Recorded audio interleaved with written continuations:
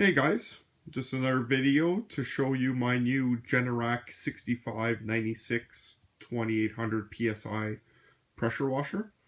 So I picked this up last week after doing a lot of research online.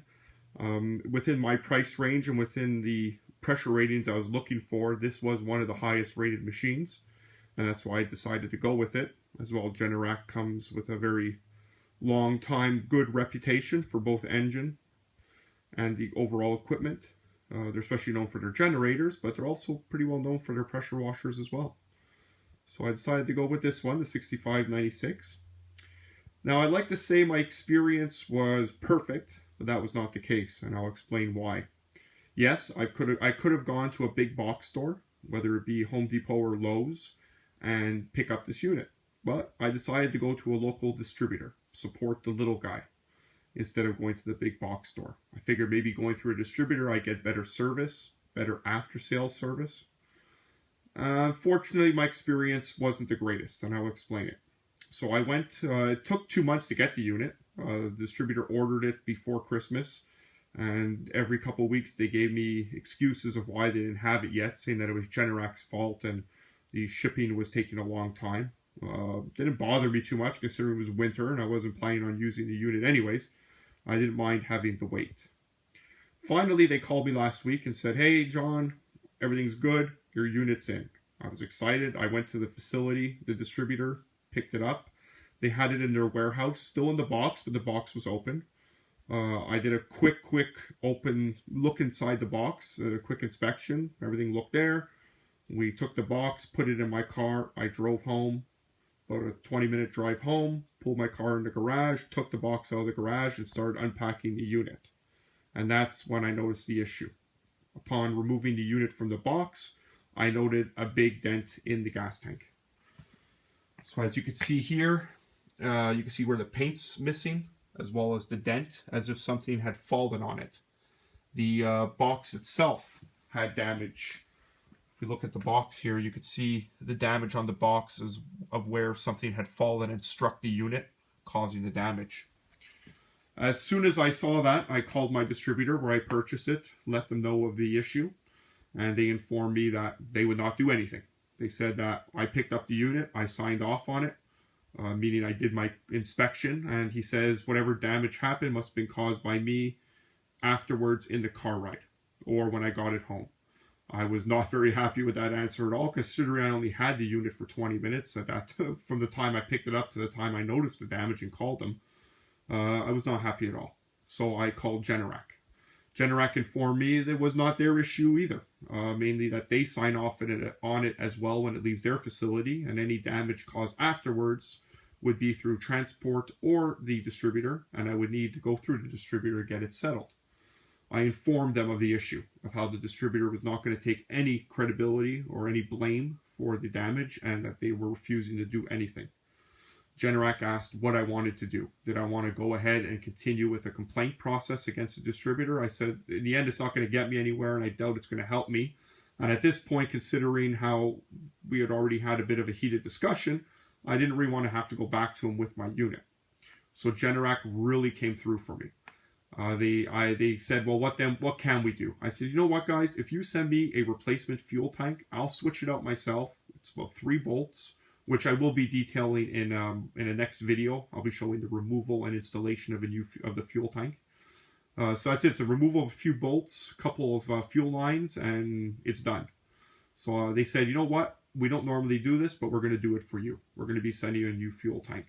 The only catch, while the unit itself completely will keep its manufacturer's warranty, the gas tank will not keep its warranty because it would be installed by me and not a retailer or a recognized repair shop by Generac. Meaning if any damage is caused because of the gas tank, then they would not cover it. But quite honestly, what kind of damage can be caused by the gas tank? And it's a very simple install, so I'm not worried of taking that risk. It doesn't bother me at all. So I'm going to be getting the new fuel tank in the mail hopefully within the next week or two. Like I said, I'll be making a video showing the replacement of it. So in case any of you guys ever have to do it in the future, you'll know where the bolts are located and how it's done. So overall, I'm loving the look of the unit. It looks very sturdy. It looks very well built. I know there are some complaints online regarding the hose itself. Seems to be a common complaint with all Generac pressure washers, that the hose is of very cheap quality. That I've yet to see because I haven't used the unit yet, so I can't really speak to that too much.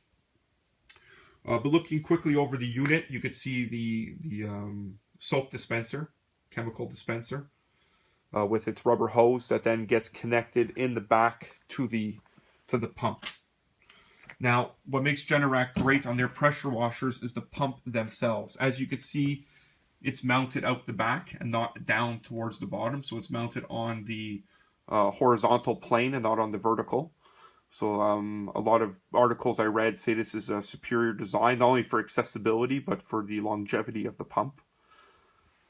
So that's the pump there. As you can see, it's your typical axial pump. So, you know, it's not rebuildable like your ceramic pumps, but replaceable if ever something were to happen to it.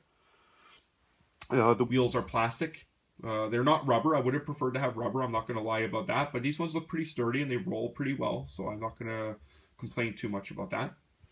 What I like about this unit is there is a oil fill and oil dipstick on both sides of the unit. I don't know why they did it. Most likely because this motor is used on multiple equipment. And depending on its installation, it was easier to have it either on one side or the other. And they probably weren't going to make multiple engines. So it was still nice they put the dipstick itself, not just a plug, but a dipstick on both sides. This would be the more ideal side to add and check oil, as it's more accessible, and your drain plug for doing your oil changes right there. You remove that plug and to drain your oil. If we go on the other side of the unit, you can see the other dipstick and fill port on that side. So it's an overhead valve engine. It's a Generac engine. Spark plug there, muffler, air cleaner housing with a foam air cleaner inside. The gas tank, minus the dent, is a great quality gas tank. Nice solid metal. Nice big sturdy gas tank. Gas cap. Screws in with a chain. You can't lose it. It's got the tank breather, which then feeds back into the carb. The spray nozzle gun, I like it a lot. Really seems nice and sturdy. Has a very nice comfortable feel in the hand. Quick disconnect for your spray nozzles. This particular unit comes with 4 nozzles. So you have your soap nozzle, your wash, your clean, and your blast. So different pressures. So you select from there. As you can see, there's a blank spot in the middle, because if you got the 3100 PSI pressure washer, you would get that 5th nozzle. The unit is nice in the sense of it's for storability or storage. The handle here could remove. You just push on these disconnects here and it pops off, and you could fold it away if you want for when it's winter time to put it for storage. However, the overall size of the unit is not big, so storage is great. Doesn't take up too much room. Excuse me. Also, what I like about this unit, has the footrest. So when you're starting the unit, you can put your foot down and you can then pull your cord to start it. You have your fuel cutoff. You also have your choke. You do have your primer bulb. As well, you do have a on-off switch right here that will kill, I'm assuming will kill spark to the spark plug. So it's an on-off as well. A little added bonus to stop the kids from well, I don't see how a kid could accidentally start it, but playing around with it. At least you have that added security of another off switch. So that's it. Overall, very happy. Haven't used it yet, so we'll make another video come the summertime after I've gone to use it a bit to really say how I feel as its functionality.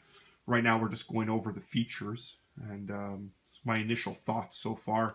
And really, besides the unfortunate experience with the gas tank, which is no fault really of Generac, that's for sure. It's the only real little dark side of the story of the unit. But like I said, they're coming through for me. I'm very happy for that, and it's really a credit to a good company that will go above and beyond for their clients. So that's it. So I'm very happy. So like I said, the next video coming will be the removal and replacement of the fuel tank. So you guys can see how that's done.